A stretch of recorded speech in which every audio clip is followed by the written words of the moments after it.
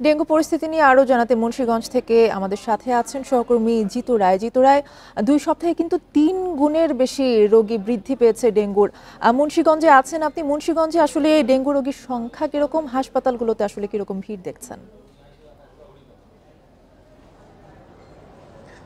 আপনি ঠিকই বলেছেন। আমি এই মুহূর্তে দাঁড়িয়ে আছি মুন্সিগঞ্জ জেনারেল হাসপাতালে। আমরা কথা বলেছি এখানকার দায়িত্বপ্রাপ্ত কর্মকর্তাদের সঙ্গে। তারা যেটি বলেছেন, আগস্ট মাস পর্যন্ত তারা 94 জনকে সেবা প্রদান করেছেন শুধুমাত্র ডেঙ্গু রোগী।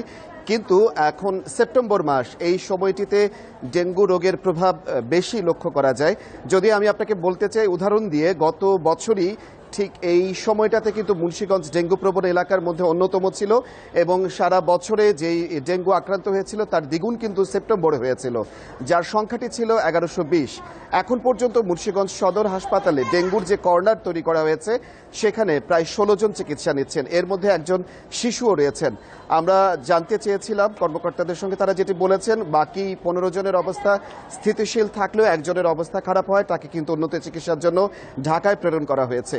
আর যেটি জানতে চেয়েছেন, ডেঙ্গু পরিস্থিতি মোকাবেলা করবার জন্য সরকারি পদক্ষেপ বা পরিচ্ছন্নতা বা এডিস মশা দূরীকরণে কিছু দেখছে কিনা, আমরা এখন পর্যন্ত এই ধরনের কোনো কার্যক্রম দেখতে পাইনি। গত 5 আগস্ট মুন্সিগঞ্জ পৌরসভায় দুর্বৃত্তরা আগুন লাগিয়ে পুড়িয়ে দেওয়ার ফলে তাদের কার্যক্রম কিন্তু একেবারে স্থবির হয়ে পড়েছে।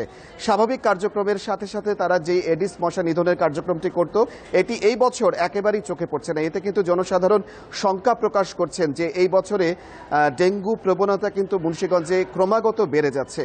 আর এই প্রবণতা আশেপাশের অঞ্চলগুলোতে আমরা লক্ষ্য করতে পারছি।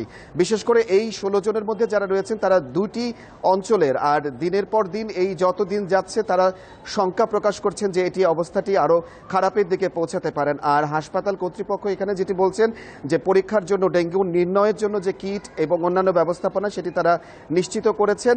এই ছিল মুন্সিগঞ্জের জেনারেল হাসপাতাল থেকে ডেঙ্গু পরিস্থিতি আমার কাছে সর্বশেষ।